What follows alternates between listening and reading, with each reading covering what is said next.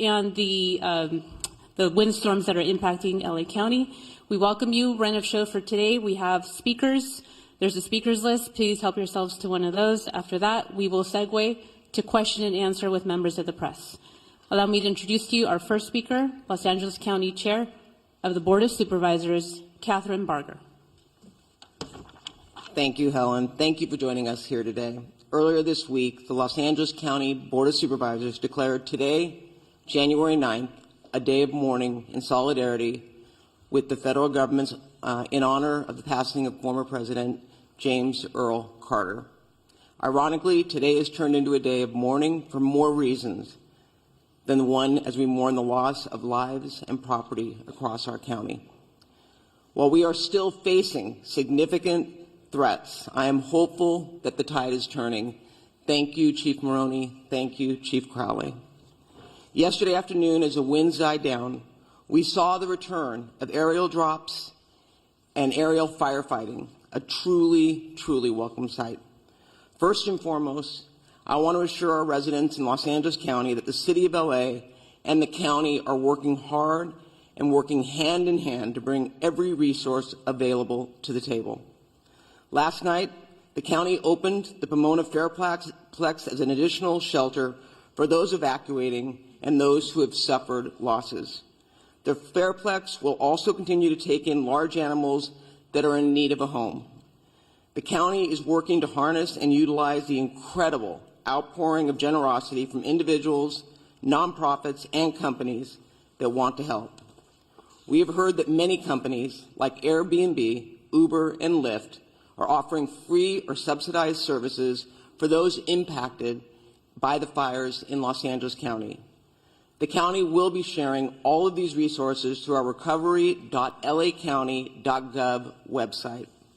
In addition, the state has activated CAL FIRE Management Team 3 and assigned them to the Eaton Canyon incident. They will be joining Federal Management Team 5 in their ongoing efforts, we hope as early as tomorrow. CAL FIRE Team 3 will be tasked with overseeing victim search operations and damage inspections to facilitate debris removal operations and setting up disaster recovery assistance centers. This will allow Federal Management Team 5 to focus on firefighting operations and the active front. As Supervisor Horvath mentioned yesterday, wildfires do not care about jurisdictional boundaries. Between the city and the county, we are managing the various resources that are coming online with the increasing demands on our first responders. I saw this firsthand driving through the streets of Altadena yesterday. Driving up Lake Avenue, the devastation could not be missed. The number of homes, businesses, and buildings that were on the fire dwarfed in any sense of available resources. Altadena is a very unique and special part of the 5th District. It is a community that embodies the spirit of a big, small town, a community full of rich culture, history, and one that passionately supports the small businesses that drive its economy in the community. It is also one of the only communities in Los Angeles County that manages the urban wildland interface. Altadena is a resilient community. They have seen some significant battles before, but the scale of the impact today is larger than anything that I have seen in my career. The loss of historic resources at Eaton Canyon Nature Center, Farnsworth Park, and the Altadena Golf Course cannot be measured. I saw fire engines and companies from El Dorado County and other parts of California joining Los Angeles County Fire in an effort to protect life and property. In the midst of the emergency, we've all seen individuals who are targeting vulnerable communities by burglarizing and looting homes. This is simply unacceptable. You will be hearing from our DA, Hochman, shortly regarding his efforts to hold these individuals accountable, and I promise you, you will be held accountable. Shame on those who are preying on our residents during this time of crisis. The emergency order will be strictly enforced by the Sheriff's Department, who are proactively patrolling to protect these communities from looting and any criminal activity. They have made 20 arrests of individuals who will be held accountable for the actions that they've taken. I want to thank President Joe Biden and Governor Gavin Newsom for pledging to bring federal and state resources to help Los Angeles County in our moment of need. President Biden's disaster declaration includes the promise of public assistance and individual assistance. We will begin the process of rebuilding. We will have critical resources available to ensure the residents of our communities are not fighting these battles alone. I intend to bring in a motion with Supervisor Horvath as my co-chair or co-author to ratify the county's emergency proclamation at the next Board of Supervisors meeting. Make no mistake, this board and this county will continue to do everything in our power to ensure the safety of our residents as we look forward to the path of recovery. With that, I would like to introduce Supervisor Lindsay Horvath.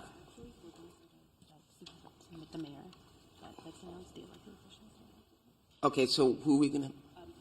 Mayor Bass. I'd like to introduce LA City Mayor Bass.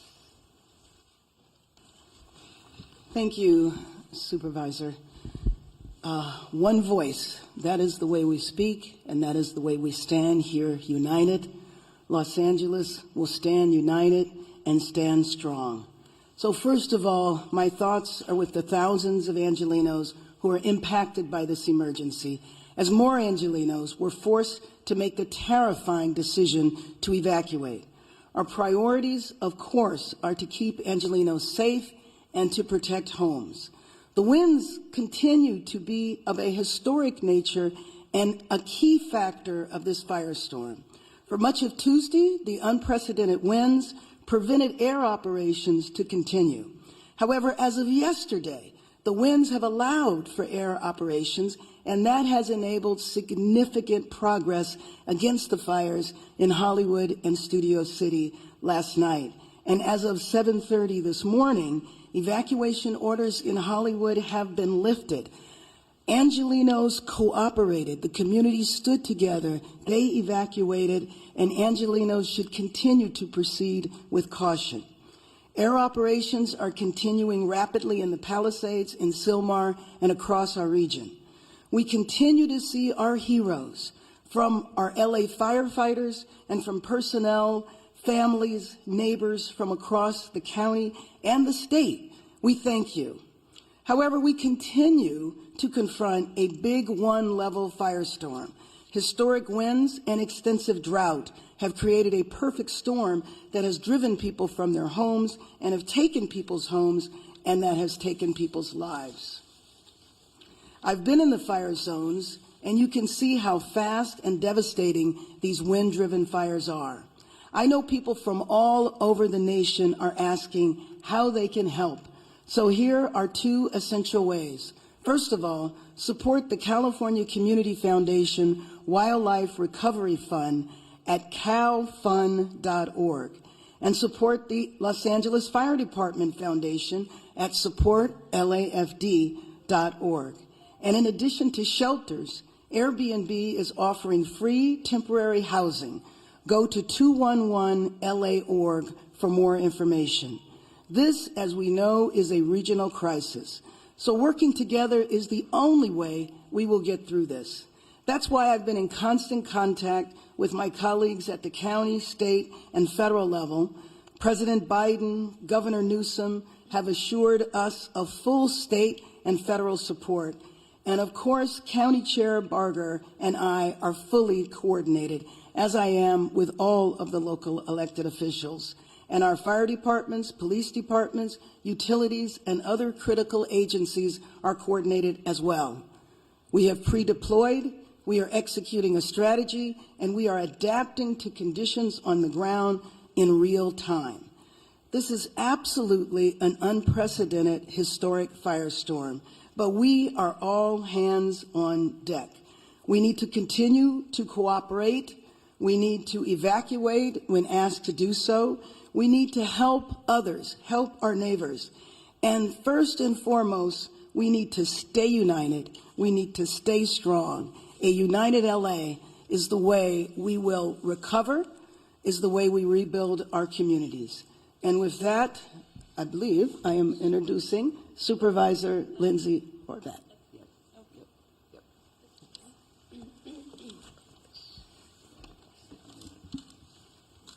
Good morning. The strength and resilience of Los Angeles County is more than anything we are seeing on the ground. I know this because of the relentless fight that our first responders, our firefighters, our law enforcement officials are putting forward, giving it everything they've got to take on each of these fires throughout the region. That being said, this is testing even the strongest among us. Last night, I personally received an alert from Nixle that I too was under evacuation warning, and I was put in the shoes of tens of thousands of Angelenos who have been facing this from the moment the fires broke out. No one should have to choose which priceless memento they're going to take with them or leave behind in order to stay safe, for their families to stay safe, for their communities to be safe. I've heard from so many community members about the pricelessness of the community centers, the faith centers. I know that in the Palisades alone, there are more than 20,000 Jewish community members, and I was contacted by the Jewish Federation and the work that they are doing throughout the region to support the Jewish community. We've heard with the Eaton fire, the loss of so many faith centers throughout the Palisades fire and so much more. These are not just structures. These are places where people have made lasting memories, memories they will hold on to. But as they look at their community now, their hearts break, and we are in mourning with them. This is a time of grief, and that is why it is tremendous that our governor and our president and all of the leaders behind me and all of the leaders out throughout Los Angeles are standing strong for all of our Angelenos who are suffering great heartache. The Pacific Palisades has suffered immense loss, and my heart goes out to all of the residents who are continuing to try to understand what is left of their homes. In the Topanga Canyon, I've been speaking with residents throughout the night, and I know that One Topanga and TSEP have been in constant communication with those on the ground, and we are in communication with them to ensure that we are supporting Topangans on the ground. I know there's this morning a fire active behind the lumber yard, and the chief has personally deployed resources to ensure that we are actively fighting the fires in Topanga. Topanga Canyon is a treasure, and we are fighting to protect it. Sunset Mesa, when you look at what is left, is heartbreaking. The community members of Malibu and Santa Monica, which last night declared a curfew, because of the tragedy that they're experiencing on top of the fire, people trying to take advantage of this crisis. It's absolutely unacceptable, and we will all stand together to keep each and every neighborhood safe. The Hollywood Hills, my heart broke with you last night. I am grateful for the swift work and the aerial assault that took place in order to protect our Hollywood Hills quickly. When you saw a home go up in flames in Studio City, you wondered if that was going to be the next outburst. The residents of Studio City, we stand with you.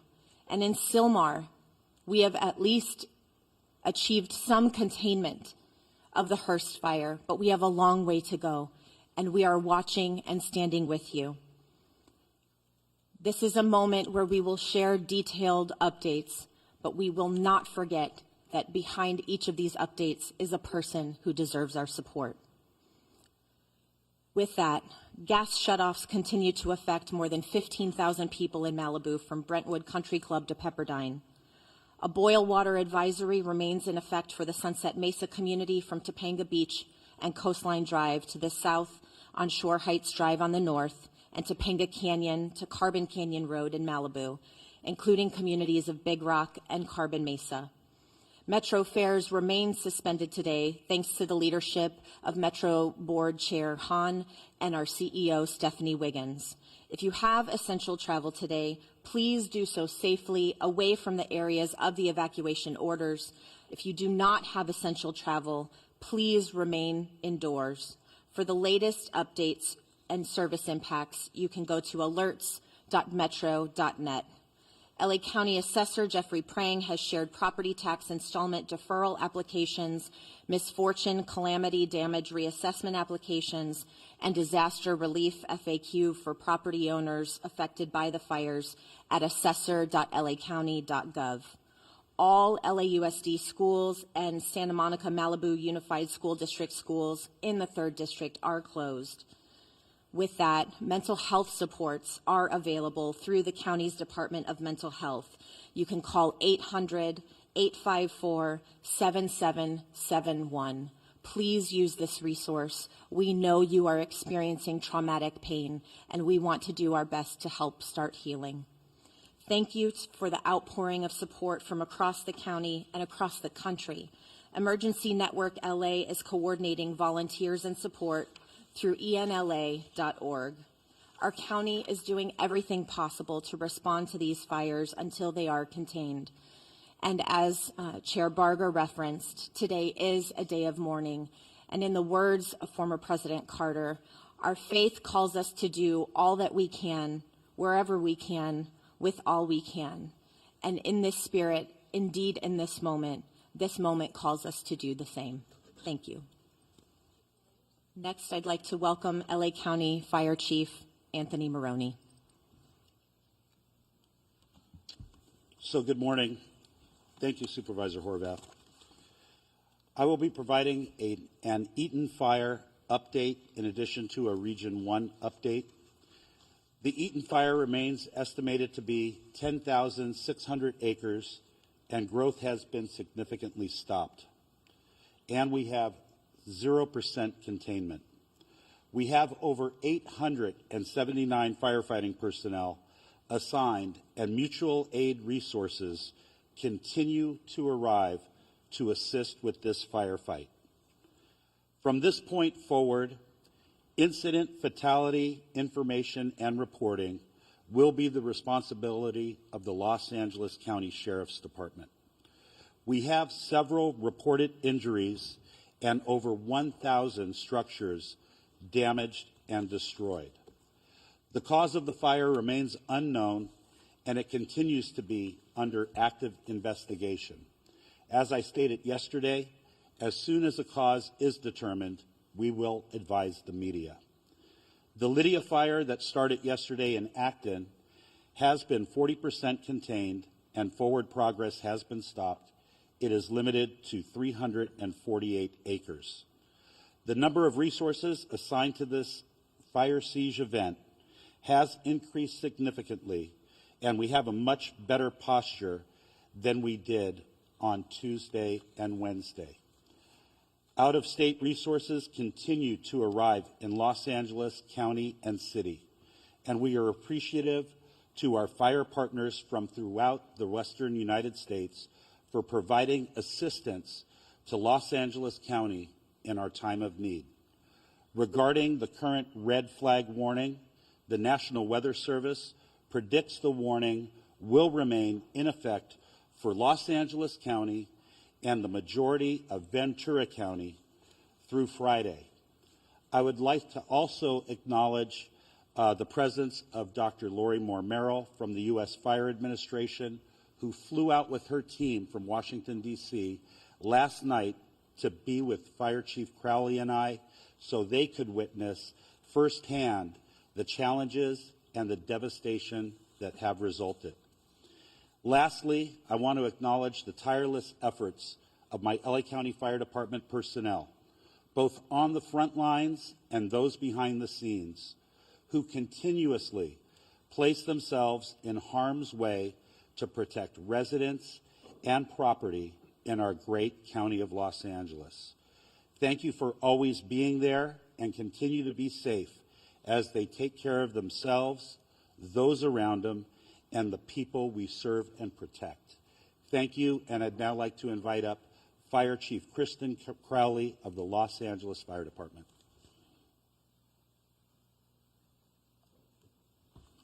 Thank you, Chief Maroney. So good morning. We continue to battle multiple major brush fires in the city of Los Angeles and across the Los Angeles region. Today, we expect winds to subside somewhat, which will allow fire crews to increase containment lines. However, and I want to be very clear here as well, we are still under red flag warning with extreme fire behavior possibilities. Before I give you an update on several fires in the city of Los Angeles, I have to take a moment, for all the right reasons, to thank the residents of Los Angeles and our surrounding areas for heeding our instructions. Today, it is absolutely imperative that as we move into day 3 of this firestorm, all members of our Los Angeles community maintain vigilance. I will now give you an update of our activities that occurred overnight. Palisades Fire, as we know, started January 7th at 10:30 hours in the morning.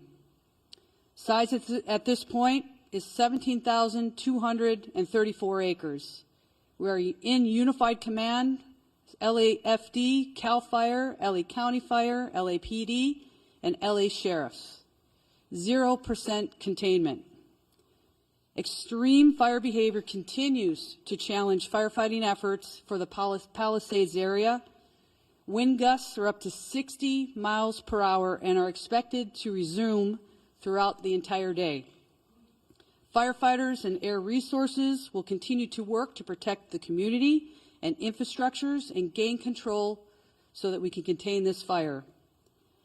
Damage assessments are ongoing at the Palisades Fire. However, preliminary reports estimate the damage or destroyed structures to be in the thousands. It is safe to say that the Palisades Fire is one of the most destructive natural disasters in the history of Los Angeles. We will continue to provide additional information as it becomes available. I'll move on to the Hearst Fire. January 7th start. The size, 855 acres. We're unified in command, LAFD, United States Fire Service, Angeles National Forest, and LAPD. 0% containment. Firefighters held the fire within a planned containment area and are successful, and we have established a perimeter. Crews were able to get a handle on a few of the flare-ups over the night. We will continue to strengthen our containment lines and create a number of dozer lines to minimize the fire growth. Next, Woodley Fire started on January 8th. The size, 30 acres. Containment, fully contained, and we are using fire patrols to monitor the area for any flare-ups. The fire has been declared as a knockdown, and there are no current threats. Next, the Sunset Fire, which is in the Runyon Canyon area, started last night, January 8th. Size 42.8 acres. Forward progress, I'm very glad to share with everybody, was stopped, and the crews are working to put out spot fires within the perimeters and to keep the wind from spreading any additional embers. As of 7:30 this morning, all evacuation orders have been lifted. This fire was rapidly and aggressively attacked by using coordinated air and ground fire suppression efforts. Residents heeded our timely evacuation orders. More information to come on that. Next up, the Sunswept Fire, which is in the Studio City area. As I talked about all the previous incidents, on top of this, our fire department was faced with another massive challenge. A very large structure fire encompassing 2 large hillside homes with heavy fire, which exposed brush, broke out in the Studio City area of Los Angeles. The high winds caused the fire to extend within the adjacent brush, potentially causing another additional brush fire. Our LAFD poured all available resources into this fire, and through a combined effort, were successful in preventing another devastating brush fire. Our firefighters stopped the forward progress at just under 1 acre. Also, to be clear, all of the incidents that I just spoke about are all under an active investigation. Let's talk about the preparations for today. The LAFD continues to augment and recall all of our firefighters to fill every single available seat on every single available apparatus within the city of Los Angeles. Firefighters continue to move into the Southern California region from across the western region of the United States, and we are very, very grateful for any assistance that we are receiving.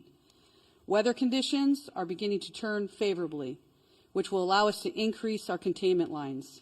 Again, our primary focus remains on impacting and affecting rescues and saving lives while protecting property. The multiple incidents across the city and the region continue to tax our firefighters. However, rest assured that every single firefighter, first responder, law enforcement officer across the region remains 100% committed to protecting our communities. Here's your call to action. Stay informed with trusted news and official updates. Be prepared to evacuate if you live near a wildland area. Follow all evacuation warnings and orders without delay. We also ask the public to stay off the roadways and away from any impacted areas, which we want to make sure there's zero room for any other issues when it comes to delays for our firefighters, first responders to get to where we need to go. I want to take just a moment to thank every single Los Angeles resident who's been impacted by this for staying vigilant, supporting our first responders, and helping your neighbors. Thank you to Mayor Bass, our city leadership, everybody that is here. As you can see, we stand with every single community member, business, anybody that's been negatively impacted by all of these incidents. We stand with you. We're going to remain strong with you as well. And I tell you, we're throwing everything at this that we possibly can, and we're going to move through this and continue to support one another.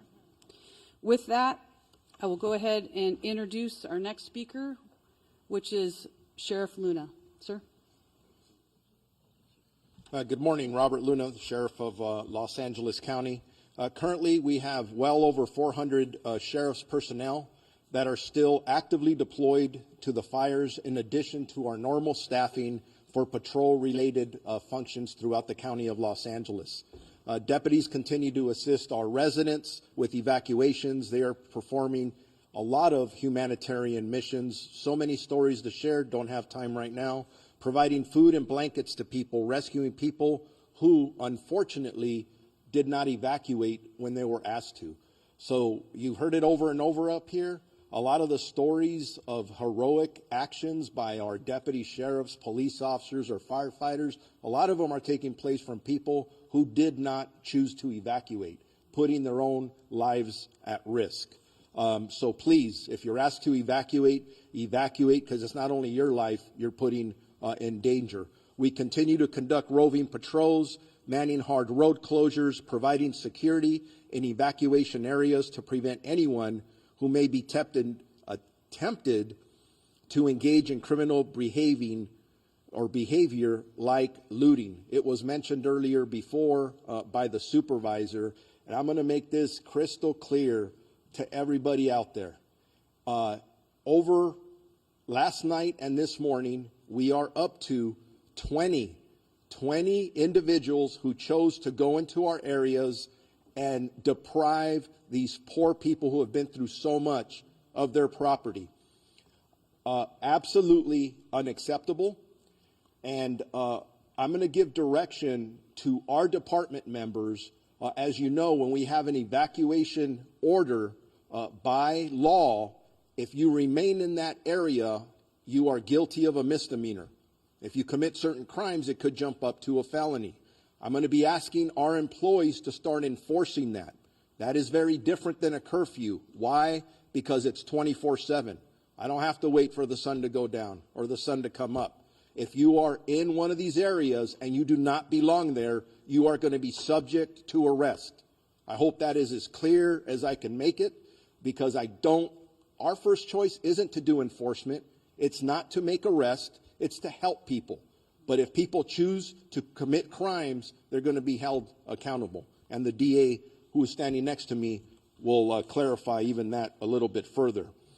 This continues to be a fluid and evolving crisis, and the numbers that we release throughout this incident are going to fluctuate. So anything we say is subject to change. We're getting information from our boots on the ground. It's very chaotic out there because it's still so fluid.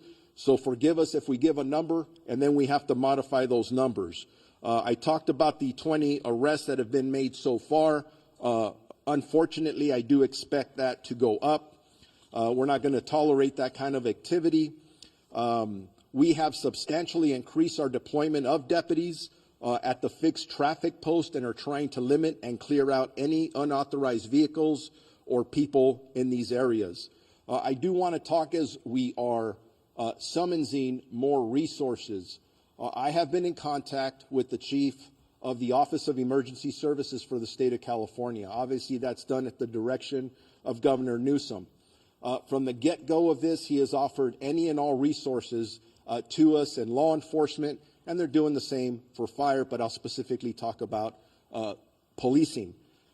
The California National Guard is on standby at our direction, specifically my direction, and we, along with my partner Jim McDonnell at the LAPD, are currently in discussions if we are going to need them or how we would deploy them as the hours go on. So stand by for that information as the hours tick on.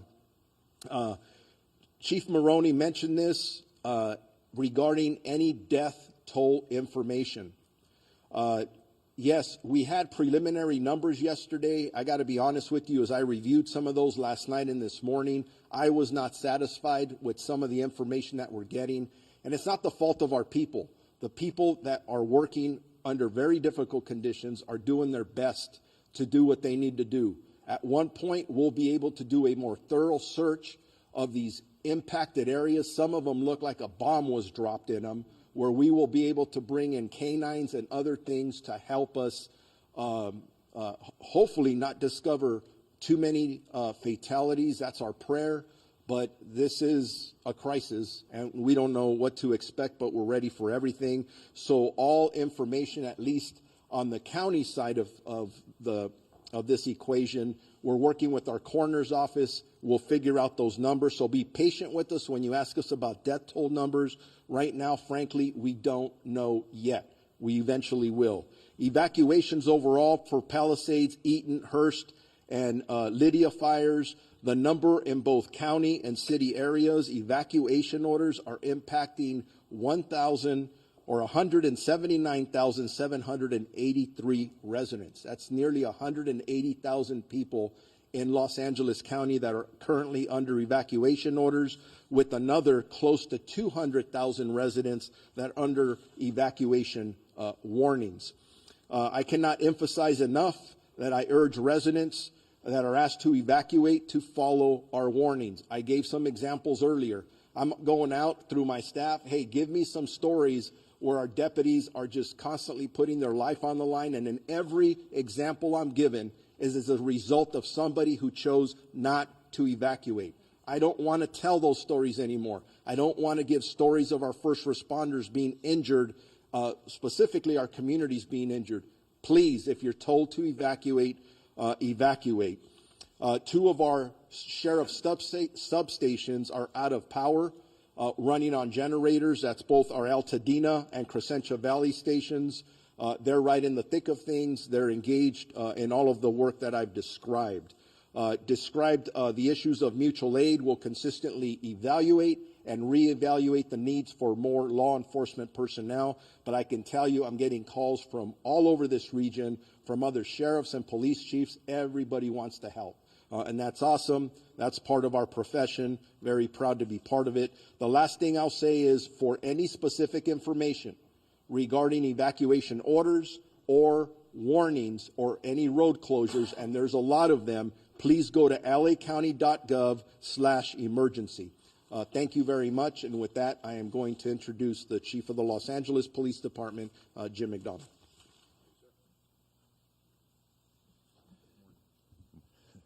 Morning, and I'll start off with a sincere thank you to all who have cooperated and supported the first responders and others who've been out there doing the best they can to make this as manageable as it can be.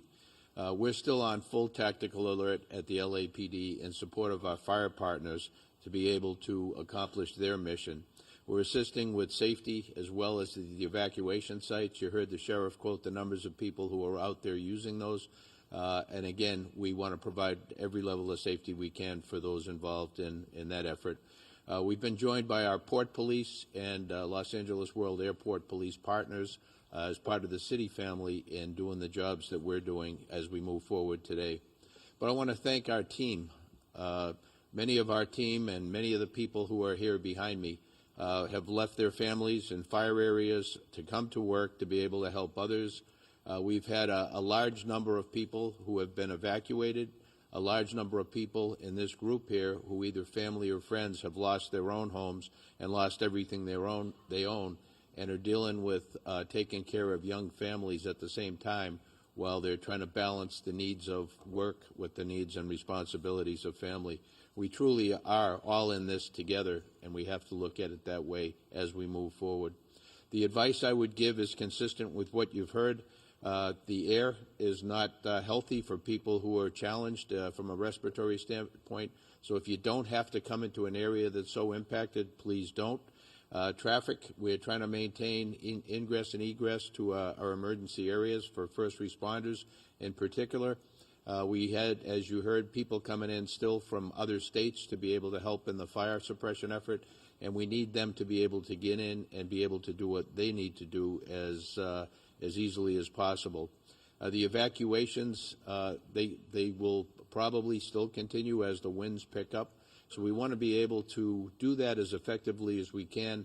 Again, I said thank you for the cooperation, but I ask for additional cooperation should the need arise as we move forward. This is anything but predictable. We're thankful for the wind conditions we have now and the ability for our fire partners to try and make up for lost time, to be able to put containment around several of our burn areas and to be able to move forward on that. But again, I just want to say that you've heard from, and you'll hear in a minute from the DA, but from the sheriff about our crime suppression efforts. For those who want to take advantage of others, we're there. We're going to be there, and we're going to be working to hold you accountable for what you're doing in that regard. But as this runs its course, fatigue will certainly become a significant factor for those who are both directly involved in the operation as well as members of our community. So again, we are very thankful for the people who are doing this on all of our behalf, but we need to stick together. We need to support each other, and this is a thing where morale is a big deal for both the community and all of our folks. So take care of each other out there, and let's do the best we can. Thank you. Now, I mentioned our DA Hockman. It's now my pleasure to introduce the newly elected District Attorney of Los Angeles County, Nathan Hockman.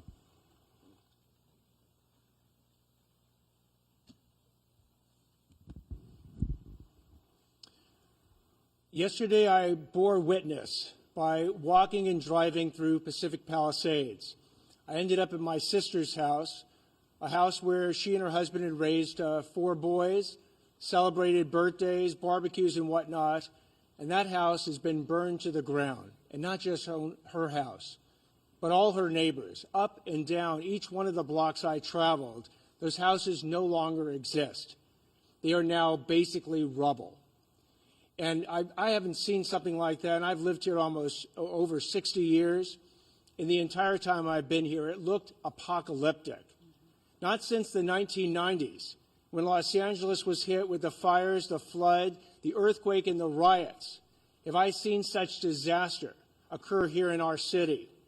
But like back then, Los Angeles has true grit. It has resilience. And it will rebuild, and it will rebuild better than ever.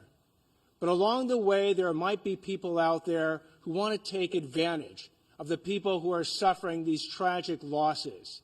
These criminals need to hear, as they've heard from the sheriff as they've heard from Chief McDonald, an unmistakably clear message that if you want to go ahead and loot, if you want to commit burglary, if you want to engage in grand theft, if you want to engage in these internet scams where you're going to take advantage of people who are going to be seeking insurance and government benefits, you will be arrested, you will be prosecuted, and you will be punished to the full extent of the law. And the reason I want to send this warning now is I don't want any mistake later that somehow they thought, oh, it's not a big deal. It's a huge deal. These acts are despicable, and we will prosecute them with maximal punishment. So I want to make sure that message is received loud and clear, because the first responders in this situation have been simply heroic. As I was in Pacific Palisades, I not only saw fire departments from LA County and LA City, I saw Rialto, Poway, Redding, fire engines from across this entire state that have come to our rescue. And thank you. Thank you to all the first responders. When it comes to law enforcement, it's an all-hands-on-deck operation with law enforcement and the DA's office. Again, detectives are putting on uniforms and getting out there on the streets to protect us. We owe them a huge thank you. And from the DA's office, if we do get these cases, please be on notice that we are going to try and deter you from committing the crimes in the first place. But if you do commit these crimes, do not expect anything else than maximal punishment. I'll now introduce LA County Public Works Director Mark Priscilla.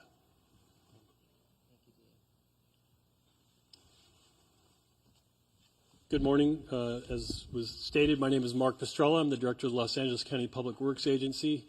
First I want to say my heart, of course, goes out to everyone affected by the devastating event.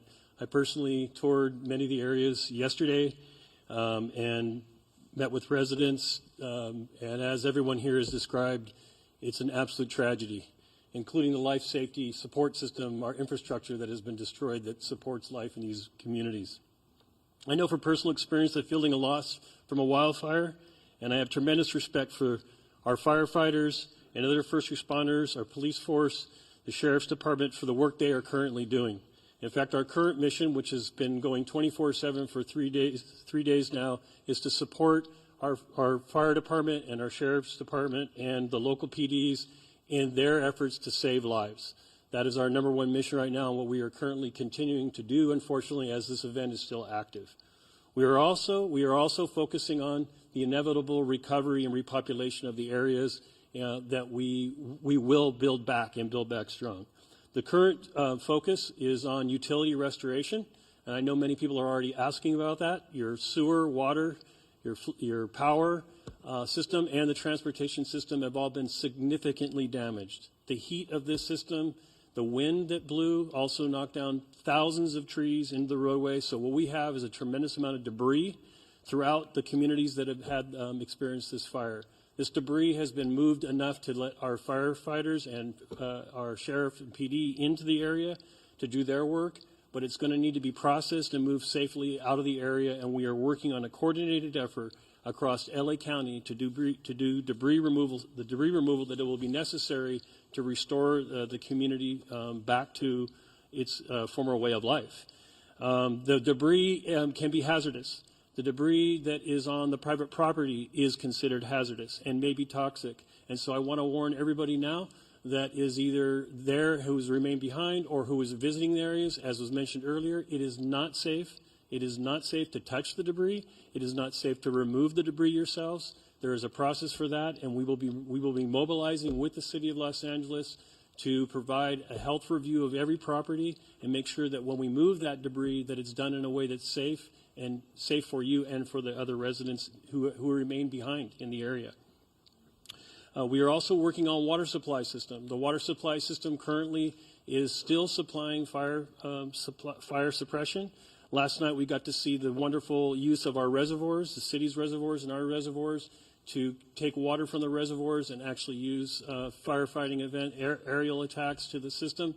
You saw what a difference that made in the firefight last night, and those reservoirs are full and continue to be ready at the disposal of our firefighting friends. The municipal water system continues to suffer poor water quality due to the introduction of ash and debris into our reservoirs and into our filtration systems. So there are specific areas that we are asking for water to be boiled. I would just say with all caution, anyone who's remained behind, if there is any residence in your area that is burned to the ground and you are still there, you should just go ahead and boil water. We will be actively coming to communities in the next day, within this day or next day, delivering water, delivering domestic water to people who remain in the fire zone area. LA County will be coordinating that effort, not only for the District 29, but also we'll be working with the City of LA to deliver water to residents who've remained behind or who again have partial damage and are maybe staying in their homes. I want to again just mention that a firefight with multiple fire hydrants drawing water from municipal water systems for several hours is just not sustainable. That's why the air support is so important. Our residents in the Sunset Mesa, Topanga Beach area, Coastline Drive on the south to Shore Heights Drive on the north are up in the area. This is a partial damaged area or a threatened area. The Topanga Canyon Road to Carbon Canyon Road Mesa as well is another area that's threatened. So all what I just talked about applies to you residents who are there. Now what can we do? What can the public do? What you should be doing as we sort of still active fire. I will reiterate that it's extremely important to listen to the sheriff and to PD when you are asked to evacuate immediately. Do not hesitate. Do not wait. Your life is not worth it. The systems that you're leaving behind, they are going to be impacted and they cannot be restarted easily. So I know a lot of people are talking about, starting up. If you're thinking about creating your own water and sewer and power system at your home, I want you to be very careful about that. That is not something that a licensed contractor should be doing or our utility folks. Please don't do that. As I said yesterday, if you're leaving your home, I want to make sure that you lock that home, that you close that home up tight, and that you leave access for firefighters by not closing gates or creating a situation where they can't get to your home to fight off fire. The road system is impacted heavily throughout LA County, including city and county areas. There are multiple, in fact, hundreds of stop signals that are currently flashing red. I want to remind everybody that you treat that as a stop sign and you stop for that flashing. And if you come to a barricade, you need to turn around because those streets are closed for the purpose of recovery and not for looky-loos. Please do not argue with the sheriffs that are there or the PD. If the road is closed, there's a good reason for it. It's because it's not safe for you to be in that area. And that safety includes the debris that I was talking about. Trees down, potholes, road systems destroyed. There could be breaks in the roadway that could cause major damage to your vehicle. So I'm asking that you comply with all road closures until further notice. We are available as a 24/7 agency. You can reach our department at 1-800-675-HELP. We do need every citizen. There's something else you can do. If you see something, please tell us about it. Whether it's a gas leak, whether it's a utility line down, if it's a signal that's not malfunctioning, if it's a sewer system leak, any of those things that keep our life safety system going, we need to know about them so we can catalog them and get to them. Please know, and I do need to mention that all of the utility workers, not just my folks at LA County Public Works, but the folks at the City of Los Angeles, the folks at the Southern California Edison, the gas company, we are all coordinating with each other to restore your systems. And our folks are all working 24/7. There are many heroic stories, like the sheriff and fire have, of our utility folks out in the middle of the night, 24/7, getting those systems back up into place. And I want to thank all of the utility workers who are out there doing their job, who are not going home to family at night. They are actually working 24/7 as well. With that, I want to introduce the CEO and Chief Engineer of the Department of Water Power, Janice Quinones.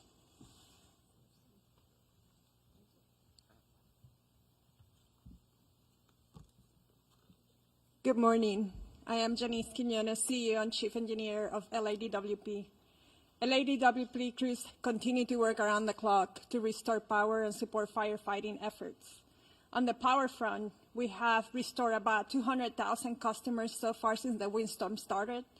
And as of this morning, we have approximately 95,000 customers out. We have 118 crews, DWP crews, working around the clock to restore powers as fast and as safe as possible. We're expecting our mutual aid crews coming from PG&E to arrive today and support the restoration efforts. Our restoration times are ranging from 24 to 48 hours. We are prioritizing wires down, so if you see a wire down, please call 911 and we'll send crews immediately to make the area safe. However, if you live in the fire-impacted areas or near those areas, you might experience longer outages, mainly because either our equipment has been compromised due to the fire, we're not able to access the area yet, or we're proactively shutting out the power for the safety of our firefighters and first responders. On the water side, the boil water notice for Palisades on zip code 90272 continues in effect, and it will continue in effect for at least 48 hours. I have water quality engineers taking samples around the system to ensure that the water quality remains a priority for our consumers. We continue to support LAFD and CAL FIRE and water supply issues and firefighting response, including opening our water reservoirs, as mentioned by Mark yesterday. Hollywood Reservoir was a critical asset when we were fighting the Sunset Fire. So all our reservoirs are open, that are open air for air assets, and we continue to work around the clock with other water agencies to increase the supply and pressure of the water system, including Metropolitan Water District. I want to end this by thanking DWP crews and personnel for their commitment and efforts to support the restoration of LA. Thank you. Thank you very much for that. And now, Chair Barker. I also want to, we recognized President Biden and Governor Newsom, but we also have here with us today Congressmember George Whitesides, Congressmember Laura Friedman, Senator Sasha Renee Perez, Assemblymember Celeste Rodriguez, and Malibu Mayor Doug Stewart. Make no mistake, we are all working together, and I want to thank you all for being here. I know our Congress representatives flew in, and we appreciate it, and we are all in this together. With that, we'll take some questions. Thank you, Chair Barker. So just a couple rules of the road. So I'll call on you. When you get called upon, please announce your name and which media outlet you are with, and we'll start right here in the middle. Jonathan Pigliotti with CBS News. For Mayor Bass, please. Mayor, LA County is in a panic state. It began 2 days ago with the Palisades fire. My crew and I arrived shortly after it started, and for several hours we watched as hundreds of homes in a neighborhood burned to the ground. We did not see a single fire engine. We watched as Good Samaritans guided traffic. There was fear and there was a lot of confusion. You were out of the country at the time. Shortly after the fire started, a press release was put out warning of this fire behavior. My question to you is, what explains this lack of preparation and rapid response? Let me just say, first and foremost, my number one focus, and I think the focus of all of us here with one voice, is that we have to protect lives, we have to save lives, and we have to save homes. Rest assured that when rest assured, let me finish. Rest assured, when that is done, when we are safe, when lives have been saved and homes have been saved, we will absolutely do an evaluation to look at what worked, what didn't work, and to correct or to hold accountable any body, department, individual, etc. But my focus right now is on the lives and on the homes. Do you think your leadership was effective while responding to this disaster? I just said what I believe is the most important thing for us to do right now, and that is going to continue to be my focus. Thank you. Thank you. Thank you. Let's go to the middle with the laptop. Before we go on, I want to introduce, because this is an important announcement to be made, the U.S. Forest Service Fire Chief Robert Garcia has an announcement regarding a decision being made on the National Forest. Thank you, Supervisor, and I'll be brief. I just wanted to share that in the overnight hours last night, the U.S. Forest Service, in an effort to reduce calls for service and reduce potential risk for wildfire, we've made a decision until further notice that the Angeles National Forest is closed. And so we'll get some additional information out press release, that kind of information on the details of that closure, but it's similar to the types of orders that the county and the city have instituted regarding curfews and access and that type of thing. So the Angeles National Forest will be closed till further notice, likely till we get through this current fire weather event. Thank you for that. We'll go in the middle. Name and media outlet, please. Hi, Thomas Fuller from the New York Times. For Chief Luna, I just wanted to follow up on what you said about you weren't satisfied with the information that you were getting on fatalities. It's been widely reported that there were 5 deaths, at least 5 deaths. Do you believe that death toll is not accurate, and do you think it's less than that? Based on all the information that I've received in the last probably 8 hours, I want to be more confident in the specific information that I'm getting. So what we're doing now is going back through everything because you got to understand the urgency, the chaotic nature of what we're dealing with, and we're still in the middle of that.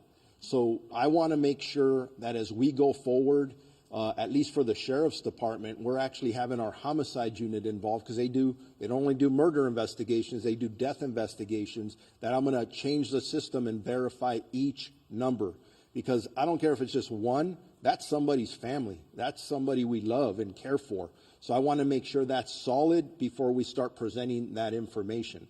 Unfortunately, based on the preliminary information I've seen, at least in the two large fires that we're dealing with on each side of the county, unfortunately, I think the death toll will rise. I hope I'm wrong, but I think it's going to rise.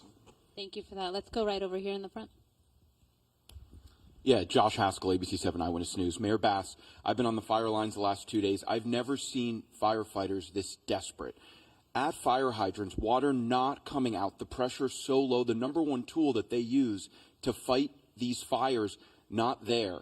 How frustrated are you about that? And also, I'm getting texts right now from the Palisades Highlands community. We're almost 48 hours after this fire started. There's not resources up there. The hydrants aren't working. Where's the National Guard? Where are miles and miles of water tenders? How are we addressing this? Well, first of all, you asked me, was I frustrated by this? Of course, because we all know that this has been an unprecedented event.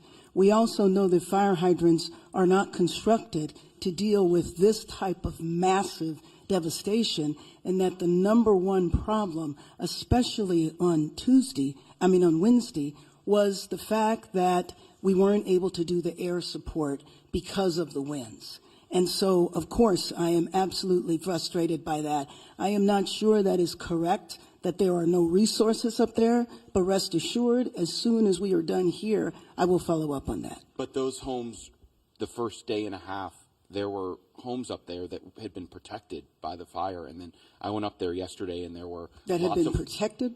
That it basically had been saved. Obviously, the fire's moving different directions, but when I went up there yesterday, there were not a lot of resources. We drove around, and then I know that things got worse up there. I'm just wondering, now that we move 48 hours past, how are we addressing these water problems that are continuing, and is it acceptable that they continue? Well, let me just say that the water problems are a little better now because the winds are such that we can go up and have the air support. And you know that that was the reason that the devastation was so bad, the unprecedented wind, the strength of the wind, and the fact that the air support could not go up. And if Chief Crowley wants to talk to this, there have been many fires before where air support is not available, and we depend upon these ground resources and crews. Was there a plan in place for that, and did the resources get here quickly enough? And talk about an update to air support today. Right. So thank you for that question. As we know, and you heard all of the incidents that are occurring at this point. Palisades was the first brush fire that we were attacking at that moment. You talk about specific pre-deploying.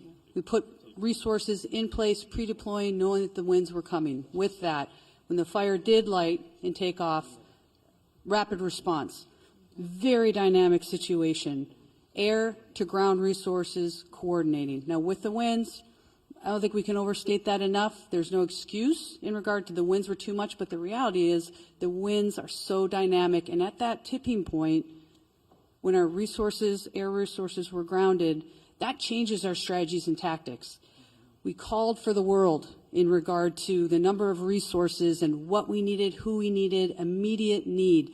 Every single resource that was available at that moment responded. You talked about 48 hours later, where are we now, right? Again, I already spoke on if we don't have water, we find water, we use water tenders, we draft water. The fire department, first responders, we're going to do everything in our absolute effort to do what we can do with what we've got. The good news is, with the wind subsiding, you're going to see water drops, you're going to see rotary, you're going to see fixed wings all day, unless something changes. Again, I did say 60-mile-an-hour wind gusts even today.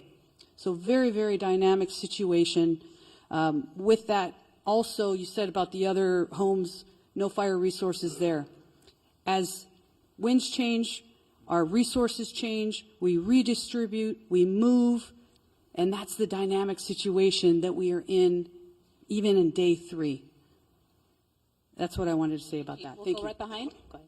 Thank you very much. Madam Mayor, I have another question for you. Bob DeCastro over here from Good Day LA, Fox 11. Another issue, another concern about resources and in particular staffing as well.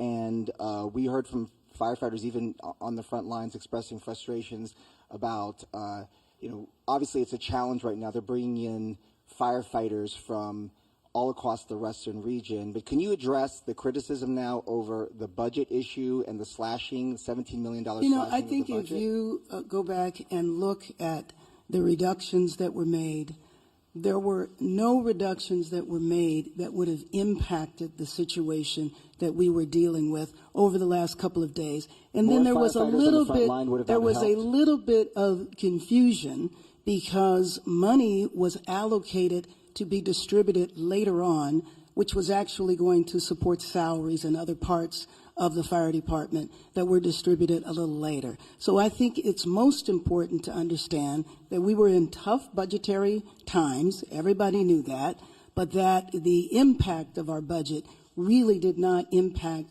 what we've been going through over the last few days. Again, back to the unprecedented windstorm, wind at such ferocity that we haven't seen in years, is the context in which we were dealing with it. Thank you. Thank you. Let's go over here on this side. Did you have your hand up with the blue? Name and media outlet, please. Hi, Grace Tui with the Los Angeles Times. I was hoping Chief Crowley could talk a little bit more about the start of the Palisades fire. We'd heard that, I know we don't know why it started, but we'd heard that it started possibly in a garden in someone's backyard, if you could confirm that. And then how long do we know it took for it to actually reach homes? And I know you said that resources were pre-deployed, but do we know were there actually fire crews in the Palisades when it did start? Right. So I'll start with your second question, and we'll go back. I'll just start with your first one. As for where the start of the fire was in the Palisades fire, again, currently under active investigation. We have our arson investigators that are out right now as we speak, and they are actively investigating. As soon as we have information, we will share that with all of you. I know there's obviously, for the right reasons, a lot of interest in that. So with that, we'll circle back. When we come to pre-deployment, yes, we had our local fire stations that are assigned, Fire Station 69, Fire Station 23 in the Palisades area. They were fully staffed. Also pre-deployment in those areas, and we can also share the exact locations of where they were, how much we bolstered in regard to resources in the Palisades area. And also, mind you, we pre-deploy in the very high fire hazard severity zones, knowing that those are the communities most at risk during a wind event. So not only did we pre-deploy in the Palisades area, but also in other critical areas within the city. I don't know exactly, but we certainly can get that to you. Thank you. Hi, Dakota Smith with the LA Times. I have a two-part question again for the two fire chiefs. First off, have drones, unauthorized drones, been a problem, and have they hurt firefighting efforts? Secondly, in terms of the LAFD hydrants, Was there any scaling back of the inspection of those hydrants in the last year and did that affect the firefighting effort to Chief Crowley? Sure. So as for your first question with the drones, I don't have any information on that, so I can't share anything with you on that. In regard to the hydrants, historically, January is our hydrant testing phase. What I can tell you is we work closely with the Department of Water and Power. Those hydrants themselves are DWP's hydrants. They're to service the fire department. We partner with DWP in regard to that testing. Now, the very dynamic situation of where we are currently with the wildland season, if you may, there was a decision to postpone. We did not, in regard to the January start date, we have all year to test them. And also, mind you, our local fire stations are every single day going up and down the streets and looking at our hydrants. If there's any damage to hydrants, we report those as well. We were just kicking off that time frame of the beginning of the year when we normally would. What we did was postpone that until, because of the call volume that we're dealing with, and we're working closely with DWP at that point. I don't think it negatively impacted our abilities in this specific area. Thank you. Thank you. And the third brother?